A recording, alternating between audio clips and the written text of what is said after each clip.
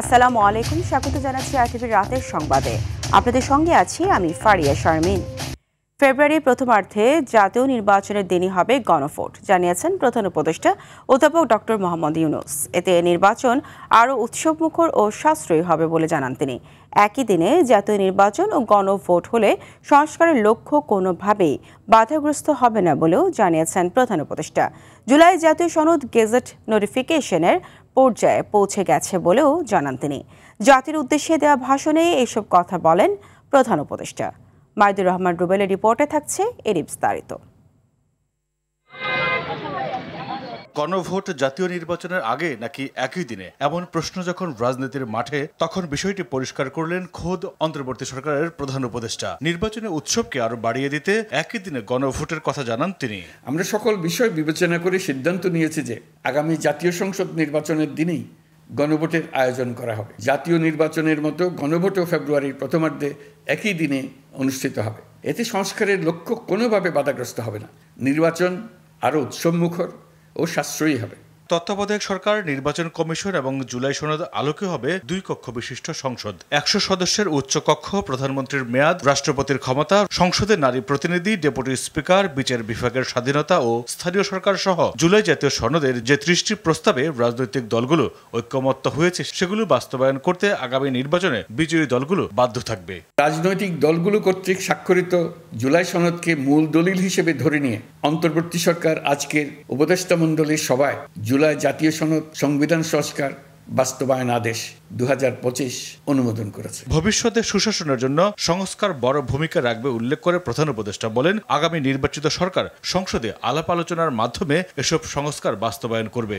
গণভোটের সংখ্যাগরিষ্ঠ ভোট হ্যাঁ সূচক হলে আগামী সংসদ নির্বাচনে নির্বাচিত প্রতিনিধি নিয়ে একটি সংবিধান সংস্কার পরিষদ গঠিত হবে। এই প্রতিনিধিগণ একই সাথে জাতীয় সংসদের সদস্য হিসেবে দায়িত্ব পালন করবেন। পরিষদ তার প্রথম অধিবেশন শুরুর তারিখ হতে 180 কার্যদিবসের মধ্যে সংবিধান সংস্কার করবে। জুলাই গণ অভ্যুত্থানকালে তৎকালীন ফ্যাসিবাদী সরকারের নির্দেশে সংগঠিত হত্যাকাণ্ডের বিচারের প্রথম রায় আন্তর্জাতিক অপরাধ ট্রাইব্যুনাল শিগগিরই দিতে যাচ্ছে বলে জানান প্রধান উপদেষ্টা। তৎকালীন ফ্যাসিস্ট সরকারের নির্দেশে সংগঠিত হত্যাকাণ্ডের বিচার কাজ এগিয়ে নিয়ে যাচ্ছে। এই বিচারের উদ্দেশ্যে গঠিত আন্তর্জাতিক অপরাধ ট্রাইব্যুনাল তাদের প্রথম রায় শিগগিরই দিতে যাচ্ছে।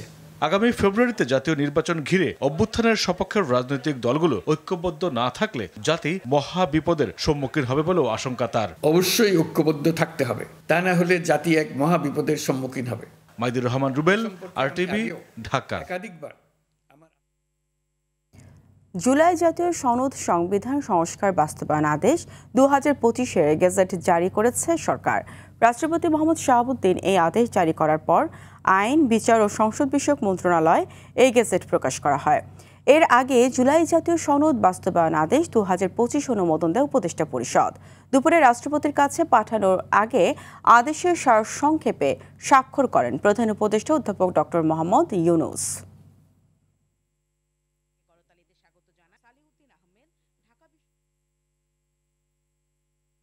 একই দিনে গণভোট এবং জাতীয় নির্বাচনের ঘোষণা দেয় প্রধান উপদেষ্টা ডক্টর মোহাম্মদ ইউনূসকে ধন্যবাদ জানিয়েছেন বিএনপির ভারপ্রাপ্ত চেয়ারম্যান তারেক রহমান।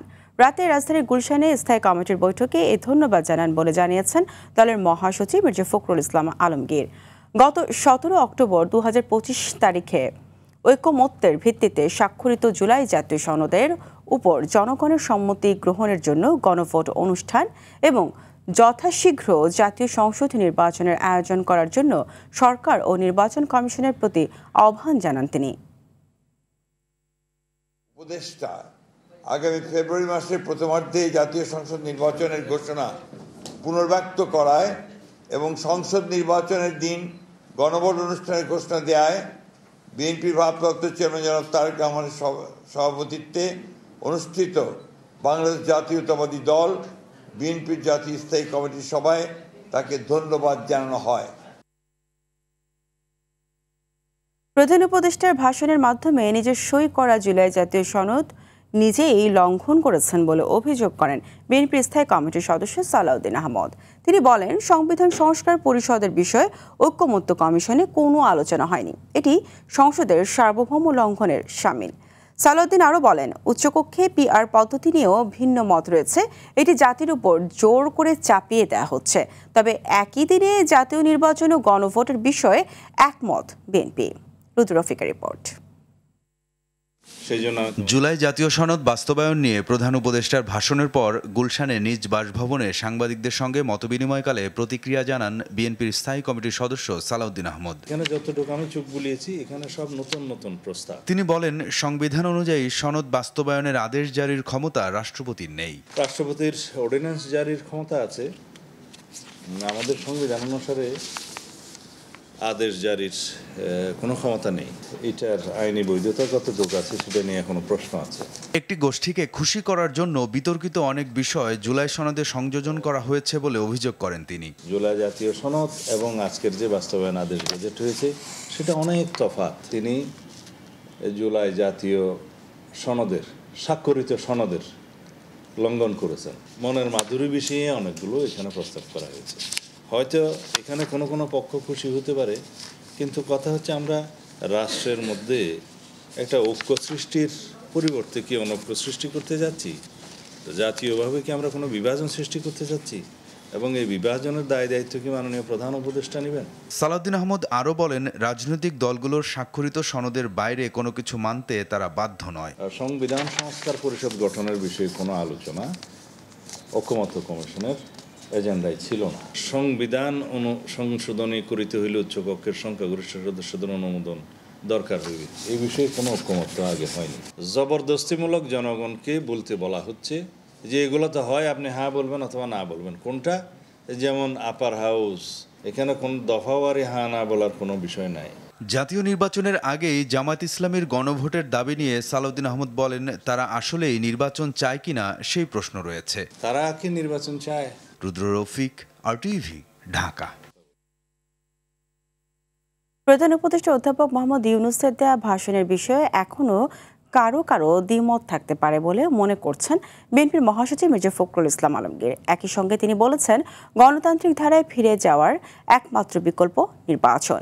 পিআর পদ্ধতির বিষয়ে জাতির এখনও কোনো ধারণা নেই জানিয়ে বিএনপি মহাসচিব বলেন, পদ্ধতিটি জনগণের কাছে বোধগম্য করার চেষ্টা করতে হবে। রাজধানীর এক হোটেলে foundation for strategic and development আয়োজিত জাতীয় সংসদ নির্বাচন 2026 জাতীয় ঐক্যের প্রয়োজনীয়তা বিষয়ে সেমিনারে তিনি এসব কথা বলেন। এ সময় তিনি আরও বলেন, নির্বাচনের পরে ফ্যাসিস্ট বিরোধী সব দল মিলে জাতীয় সরকার গঠনের প্রস্তাব দেওয়া হয়েছে। অবশ্যই জনগণের কাছে এখন পর্যন্ত বোধগম্য নয়, এটা আমি আজকে আবার পরিষ্কার করে বললাম। এটাকে বোধগম্য করার চেষ্টা করতে হবে এবং তাদেরকে বোঝাতে হবে।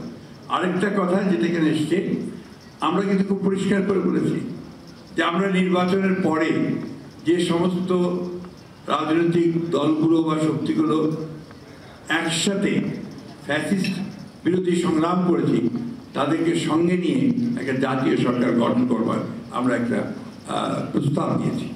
এবং সেখান থেকে প্রমাণিত হয় যে আমরা আসলেই এই জাতিকে সত্যিকার অর্থে মূল জায়গাগুলোতে ঐক্যবদ্ধ করে আমরা সামনের দিকে এগিয়ে যেতে চাই। জাতীয় নির্বাচনের দিনে গণভোটের সিদ্ধান্তে জনগণের প্রত্যাশা পূরণ হয়নি বলে মন্তব্য করেছেন জামায়াত ইসলামের সেক্রেটারি জেনারেল অধ্যাপক মিয়া গোলাম পরওয়ার। জাতীয় নির্বাচনের আগে গণভোট চায় দলটি। বিকেলে রাজধানীর মগবাজারে দলের কেন্দ্রীয় কার্যালয়ে প্রধান উপদেষ্টার ভাষণের প্রতিক্রিয়ায় তিনি এসব কথা বলেন। এই বিষয়ে দলের পরবর্তী পদক্ষেপ কেন্দ্রীয় নেতাদের সঙ্গে বৈঠকের পর অবহিত করা হবে বলেও জানান মিয়া গোলাম পরওয়ার। সম্মিলিতভাবে আমরা রাজনৈতিক শক্তিকে আমরা শুভেচ্ছা জানিয়ে আমাদের দেশপ্রেমিক জনগণ, জুলাই যোদ্ধা, জুলাই 24-এর 8 দলের কি প্রতিক্রিয়া, সম্মিলিতভাবে আমরা রাজনৈতিক শক্তিকে আমরা শুভেচ্ছা জানিয়ে আমাদের একই দিনে জাতীয় নির্বাচন, একই দিনে গণভোট হলে ভোটার তো সেই জুলাই চার্টার সম্পর্কে অবহিত হয়ে তিনি হা না ভোট দেবার পূর্বে তিনি তো সেটা আগে বুঝবেন, মাইন্ডসেট করবেন। একই দিনেই তাকে ওই সিদ্ধান্ত নিতে হবে, আবার একটা প্রতীকে তার জাতীয় নির্বাচনের ভোটও দিতে হবে। এটা একটা সংকট তৈরি করবে। রাষ্ট্রপতি স্বাক্ষরে জুলাই সনদের আইনি ভিত্তি থাকলেও ভবিষ্যতে নৈতিক ভিত্তি থাকবে না বলে মন্তব্য করেছেন জাতীয় নাগরিক পার্টির মুখ্য সমন্বয়ক নাসির উদ্দিন পাটোয়ারি। দুপুরে জাতীয় কৃষক শক্তির আয়োজনে জুলাই সনদ, কৃষক বঞ্চনা ও ন্যায্যতার প্রশ্ন বিষয়ক অনুষ্ঠানে এই মন্তব্য করেন তিনি। গণভোট ও জাতীয় নির্বাচন একই দিনে করা নিয়ে জাতীয় নাগরিক পার্টির আপত্তি নেই, তবে ইসির সব ক্ষমতার কথা বিবেচনা করে বড় রাজনৈতিক দলগুলোকে আবারও আহ্বান জানান তিনি।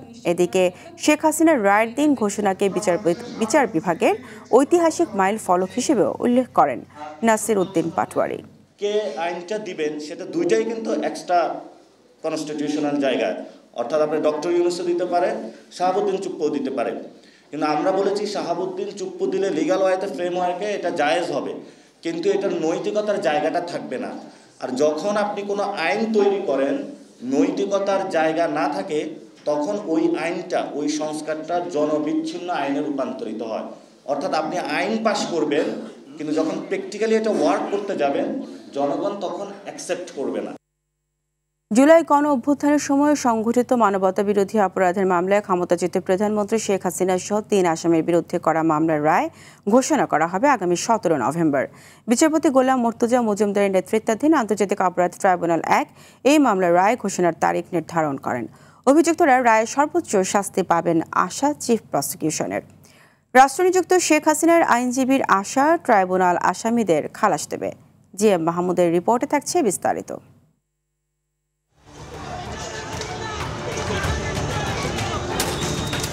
2024 সালের জুলাইয়ে ছাত্র জনতার আন্দোলন দমনে এভাবেই গুলি করে হত্যা করা হয় বহু নিরপরাধ মানুষকে। শুধু তাই নয়, গুলি করে হত্যার পর লাশসহ আহত মানুষকেও পুড়িয়ে দেওয়া হয়। ক্ষমতা রক্ষায় নির্মমতা ও নিষ্ঠুরতার সবকিছুই করে তৎকালীন স্বৈরশাসক শেখ হাসিনা। হেলিকপ্টার দিয়ে নির্বিচারে হত্যা করা হয় বহু নিরপরাধ মানুষকে, রক্ষা পায়নি ছোট্ট শিশুরাও। জাতিসংঘের প্রতিবেদন মতে জুলাই আগস্টে 1400-র বেশি মানুষকে হত্যা করা হয়।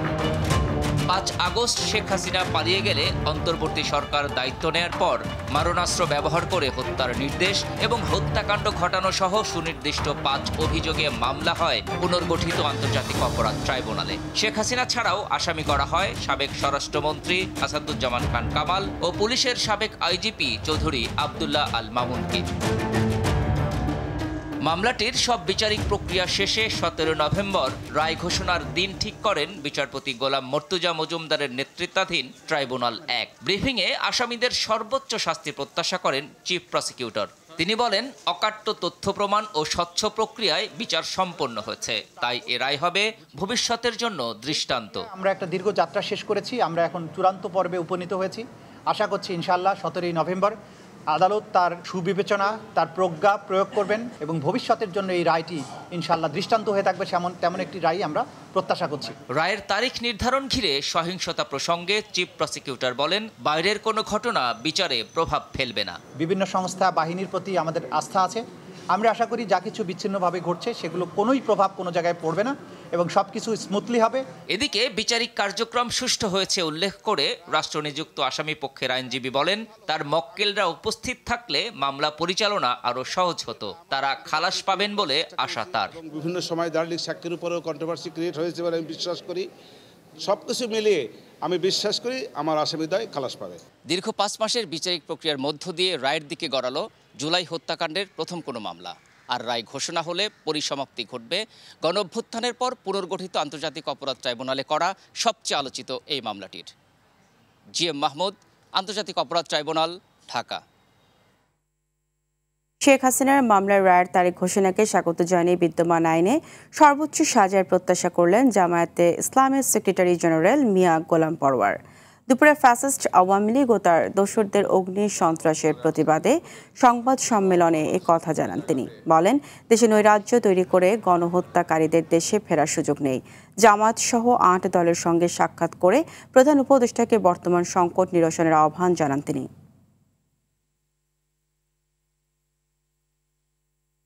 এই রাজধানী ঢাকা সহ দেশের বিভিন্ন স্থানে গাড়ি পোড়ানো, হামলা করা, স্থাপনায় আক্রমণ করা, ককটেল নিক্ষেপ করা, চোরাগুপ্তা অপরাধীদের মতো চুরি করে এইসব জায়গায় তারা এই সমস্ত আতঙ্ক এবং ত্রাস সৃষ্টি করেছে। গত রাতেও গভীর রাত পর্যন্ত নানান জায়গায় বড় বড় ককটেলের আওয়াজ শোনা গিয়েছে।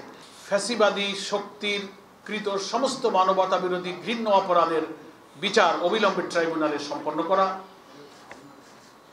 বাংলাদেশের 2টা ট্রাইব্যুনালে তাদের বিচার চলছে। আমরা জানতে পেরেছি সেই বিচার কার্যক্রম সামনের দিকে এগিয়ে যাচ্ছে এবং একটি বিচারের রায় ঘোষণার তারিখও আজকে ঘোষিত হয়েছে।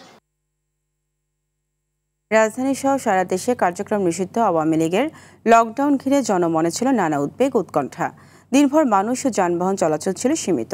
লকডাউনের প্রতিবাদে রাজপথে সোচ্চার ছিল বিভিন্ন রাজনৈতিক দল। নাশকতার সন্দেহে আটক করা হয় বেশ কয়েকজনকে। সতর্ক অবস্থানে আইন শৃঙ্খলা বাহিনী। কোথাও বড় ধরনের অপ্রীতিকর ঘটনা ঘটেনি দাবি করে স্বরাষ্ট্র উপদেষ্টা জানান, 2-1টা ঘটনা ঘটলেও তাৎক্ষণিক ব্যবস্থা নেওয়া হয়েছে। আরও জানাচ্ছেন বিপুল দেবরায়। নিষিদ্ধ আওয়ামী লীগের ডাকা লকডাউনে অনেকটাই ফাঁকা রাজধানী ঢাকা। যানবাহন এবং মানুষের চলাচল ছিল খুবই সীমিত। রাজধানীর শাহবাগ, সায়েন্স ল্যাব মোড়, কাকরাইল, বিজয় সরণি, বাড্ডা, নতুন বাজার, যমুনা ফিউচার পার্ক সহ বিভিন্ন ব্যস্ত এলাকাগুলো ছিল ফাঁকা। তবে অটোরিকশা ও মোটরসাইকেলের আধিক্য ছিল ঢাকার রাজপথ। আইনশৃঙ্খলা রক্ষাকারী বাহিনী সকাল থেকে মোড়ে মোড়ে টহল দিতে দেখা যায়। সেই সাথে মোটরসাইকেল আরোহীদের নানা জিজ্ঞাসাবাদ ও তল্লাশি করে পুলিশ। বাইক এবং ওই যে ব্যাগ থাকলে আমরা বা গাড়ির সিট কভার উল্টিয়ে দেখতেছি যে কোনো রকমের কোনো অবৈধ জিনিস বা নাশকতা সৃষ্টিকারী কোনো জিনিস আছে নাকি। রাজধানীর ধানমন্ডি 32 নম্বর মিরপুর কাপরুল থানা এলাকা সহ বিভিন্ন জায়গা থেকে বেশ কয়েকজনকে আটক করে পুলিশ।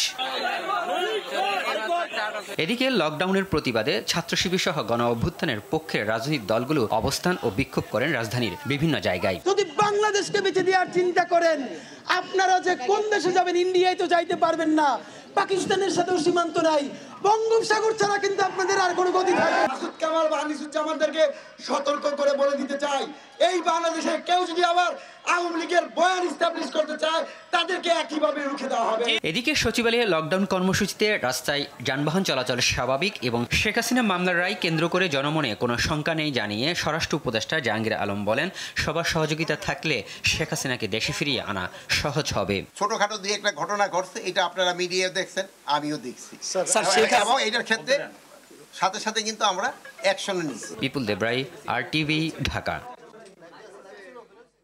শেখ হাসিনার বিচারের রায় এবং তা ঘিরে চলমান অস্থিরতা নির্বাচনে প্রভাব ফেলবে না বলে মন্তব্য করেছেন বিএনপির স্থায়ী কমিটির সদস্য আমির খসরু মাহমুদ চৌধুরী।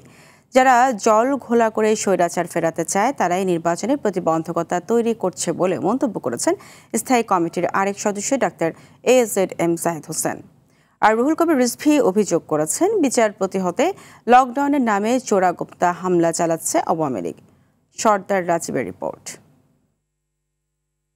গুলশানে বিএনপি চেয়ারপারসনের রাজনৈতিক কার্যালয়ে দলটির মহাসচিব মির্জা ফখরুল ইসলাম আলমগীর সহ বিএনপি নেতাদের সাথে বৈঠক করেন নবনিযুক্ত ফ্রান্সের রাষ্ট্রদূত জা মার্ক সেরে শার্লেট। পরে সংবাদ সম্মেলনে স্থায়ী কমিটির সদস্য আমির খসরু মাহমুদ চৌধুরী বলেন, 2-1টি বিচ্ছিন্ন ঘটনার কারণে নির্বাচন বাধাগ্রস্ত হওয়ার সুযোগ নেই। নির্বাচনকে ঘোলাটে করার এই সমস্ত কর্মকাণ্ডের মাধ্যমে যে নির্বাচন ব্যবস্থা, নির্বাচনী কার্যক্রম ঘোলাটে হবে কেন? সমস্ত জনগণের বিরুদ্ধে যদি কেউ ষড়যন্ত্র করতে চায়, তাই বলে কি আমার নির্বাচনী কার্যক্রম পিছিয়ে নিয়ে যাবে নাকি? দিনাজপুর জেলা বিএনপি আয়োজিত মতবিনিময়ে যোগ দিয়ে স্থায়ী কমিটির আরেক সদস্য ডাক্তার AZM জাহিদ হোসেন বলেন, PR সহ নানা অযৌক্তিক দাবি তুলে নির্বাচন বিলম্বিত করার চেষ্টা চলছে। শুরু করেছে PR চাই, শুরু করেছে উচ্চ কক্ষে এটা চাই, উচ্চ ওইটা চাই। আরে বাবা, আপনাদের কোনো প্রস্তাবনাই দেশের মানুষের কাছে ছিল না। এখন আপনারা হঠাৎ করে এই সমস্ত প্রস্তাব দিয়ে মানুষ তার অধিকার প্রয়োগ করতে পারছে না, আর সেই গণতন্ত্রকে আমরা পিছিয়ে দিতে চান। এদিকে রাজধানীর নয়াপল্টনে দলীয় কার্যালয়ে এক অনুষ্ঠানে সিনিয়র যুগ্ম মহাসচিব রুহুল কবির রিজভী অভিযোগ করেন, আগুন দিয়ে মানুষ পুড়িয়ে মারার এই সংস্কৃতি যে আওয়ামী লীগের তা আবারও প্রমাণ হয়েছে। যে পাপগুলো করেছেন, শিশু হত্যা করেছেন, কিশোর হত্যা করেছেন, শত শত, একটা দুটো নয়।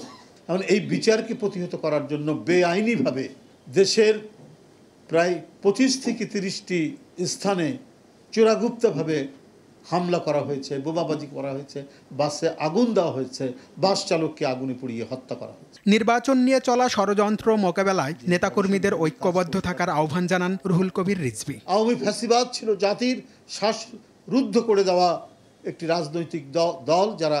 সর্দার রাজীব, RTV, ঢাকা। রাজশাহীতে বাসায় ঢুকে মহানগর দায়রা জজ আদালতের এক বিচারকের ছেলেকে ছুরিকাঘাতে হত্যা করা হয়েছে। বিকেল 4টার দিকে নগরীর ডাবতলা এলাকায় ঘটনা ঘটে। নিহত তাওসিফ রহমান সুমন রাজশাহী মহানগর ও দায়রা জজ আদালতের বিচারক আব্দুর রহমানের ছেলে। এ সময় তাওসিফের মা তাসনিম নাহার গুরুতর আহত হয়ে রাজশাহী মেডিকেল কলেজ হাসপাতালে চিকিৎসাধীন আছেন। এই ঘটনায় অভিযুক্ত ইমনকে আটক করেছে পুলিশ। তাকেও রাজশাহী মেডিকেল কলেজ হাসপাতালে চিকিৎসা দেওয়া হচ্ছে। ভবনে ঢোকার সময় ওই যুবক নিজেকে বিচারপতির ভাই পরিচয় দেন বলে জানিয়েছেন রাজশাহী মহানগর পুলিশ কমিশনার আবু সুফিয়ান।